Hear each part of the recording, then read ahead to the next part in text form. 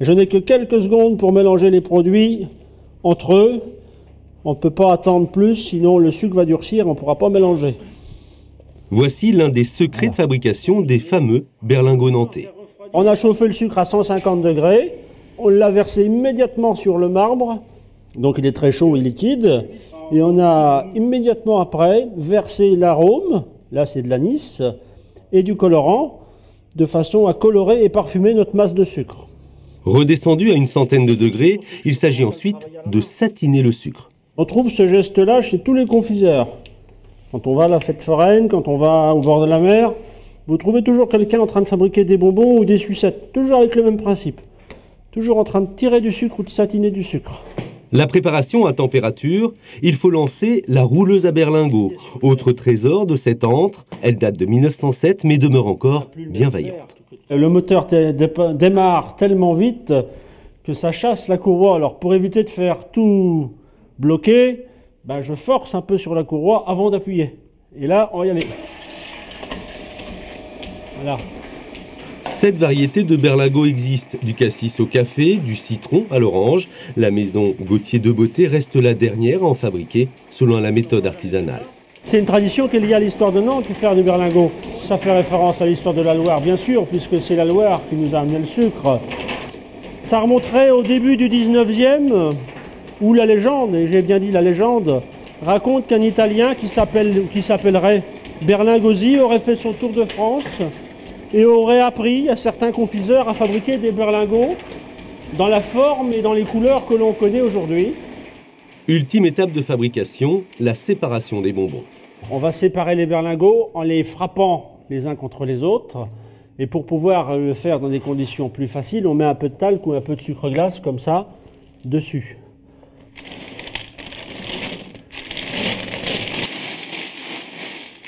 Tout le monde n'a pas la chance de faire des berlingots.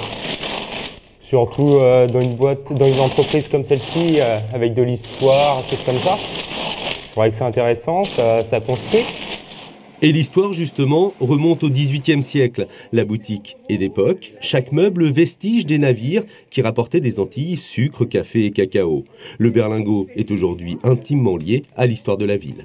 On a notre belle-fille qui est moitié japonaise, moitié anglaise qui arrive là tout à l'heure, donc on va lui donner une boîte de berlingots. Ça fait partie de la culture de la ville, manger des berlingots nantais. Depuis 1986, une autre spécialité a vu le jour, évocation là encore au passé de la marine en Loire, le mascaron nantais, un chocolat à l'image des bas-reliefs qui ornaient les frontons de certaines demeures bourgeoises. On se retrouve sur l'île Feydeau, ce quartier des armateurs dont les maisons ici sont donc ornées des mascarons. Cette image un petit peu bien sûr de la richesse de Nantes se trouve dessinée à la clé des voûtes, des portes et des fenêtres. Le terme mascaron provient de la fameuse mascaroni qui nous revient d'Italie à partir du XVIe siècle en France. Et il sert beaucoup bien sûr à agrémenter les façades des grandes villes du royaume. Le mascaron nantais, un praliné de noisettes au chocolat, agrémenté d'un croustillant à base de biscuits et de nougatine et enrobé de chocolat noir. Le chocolat est bien mélangé avec le praliné. On va incorporer ce qui fait le côté croustillant du bonbon. Une petite recette secrète.